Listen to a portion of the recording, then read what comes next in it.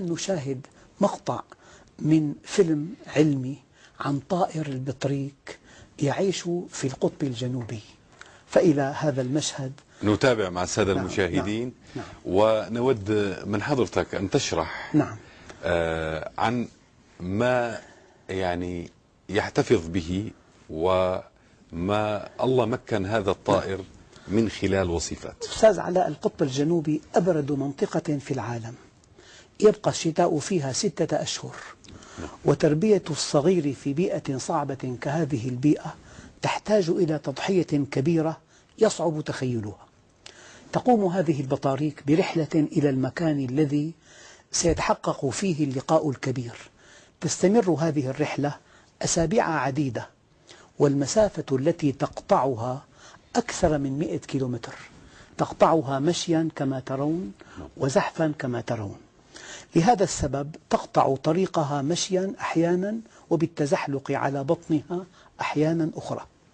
تمشي جميعها إلى الجهة نفسها بشكل معجز. في نهاية هذه الرحلة ستلتقي آلاف البطارقة في مكان معين بشكل محير. لهذا اللقاء هدف مهم جدا، لأن هذه المنطقة التي سوف يصلون إليها يتحقق فيها اللقاء الكبير، وفي هذا المكان ستولد فيه صغارها. هذه الرحلة الشاقة هي بداية المصاعب التي تواجهها والتضحيات التي تقوم بها. والصعوبة الأساسية تبدأ بعد وضع الأنثى بيضها، لأنه بعد وضع الأنثى بيضها بفترة قصيرة يهجم الشتاء. الحرارة في هذا الشتاء تنخفض إلى 50 درجة تحت الصفر، وتهب رياح حاملة معها الثلج والبرد بسرعة 100 كيلومتر في الساعة. الشيء العجيب أن هذه الإناث تترك البيض عند الذكور وتعود إلى البحر كي تصطاد لهذه البيضة بعد أن تخرج من البيضة، وتوكل مهمة حضن البيض للذكور المضحية. يجتمع البطارقة هكذا بآلاف مؤلفة والحرارة 50 تحت الصفر. يضع البطريق البيضة على رجليه ويغمرها بفروته. الله. فلو أن البيضة وقعت على الأرض لمات ما فيها فورا. نعم. نتيجة البرودة. التضحية التي تقوم بها تجتاز حدود الخيال. والبطاريق هؤلاء لا تتغذى أبدا طوال 4 أشهر، تصوم ولا تدع البيوض تصل إلى الأرض لحظة واحدة. يمشي مشية خاصة لأن على رجليه البيضة وقد غلفت بفروته، بل تبقى واقفة لأجلها على الدوام. 4 أشهر لا تأكل ولا تشرب حفاظا على البيضة، والحرارة 50 تحت الصفر، والرياح سرعتها 100 تحمل الثلج والبرد. تصطف البطاريق على شكل دائري كي تحتمي من الرياح القاسية. كل ما تستطيع فعله خلال الشتاء هو الصبر. نعم.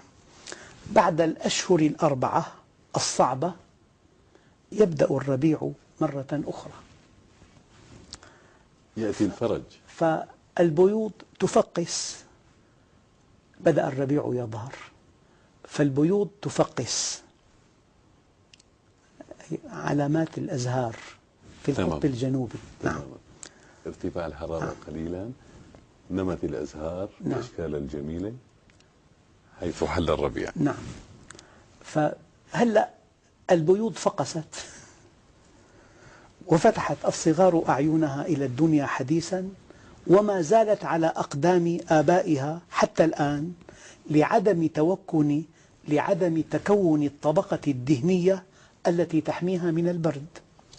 الشيء العجيب أن أول غذاء يتلقاه هذا الصغير غذاء محفوظ في حوصلة أبيه من 4 أشهر، وأبوه في أشد الحاجة إلى هذا الغذاء، ويؤثر الأب هذا ابنه على نفسه وهو أشد الحاجة. صار له صايم 4 أشهر. تعلمنا دروسا في رعاية الأبناء. الآن تعود الإناث إلى الأرض. كانوا في البحر 4 أشهر ليجمعوا الصيد لصغيرها.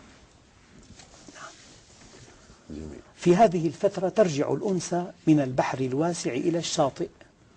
لم تبقى هي أيضا بلا عمل طوال 4 أشهر، بل كانت تخزن الغذاء في حواصلها لأجل الصغار بالاصطياد المستمر.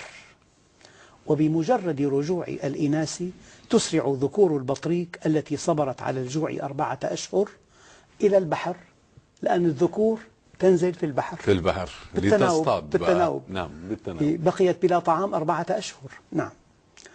وبمجرد إشباع ذكور البطريق ترجع إلى العش وتتابع تربية الصغار مع البطريق الأم.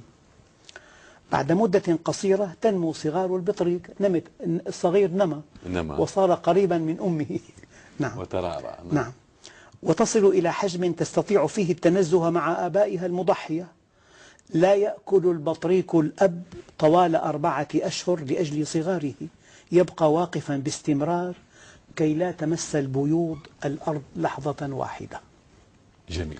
أستاذ علاء، التفكر في خلق السماوات والأرض أقصر طريق لمعرفة الله والوصول إلى وأوسع باب ندخل منه على الله، لأنه يضعك وجها إلى وجه أمام عظمة الله. إن في خلق السماوات والأرض واختلاف الليل والنهار لآيات لأولي الألباب الذين يذكرون الله قياما وقعودا وعلى جنوبهم ويتفكرون في خلق السماوات والأرض ربنا ما خلقت هذا باطلا سبحانك فقنا عذاب النار. لأننا في موضوع العقل أداة معرفة الله.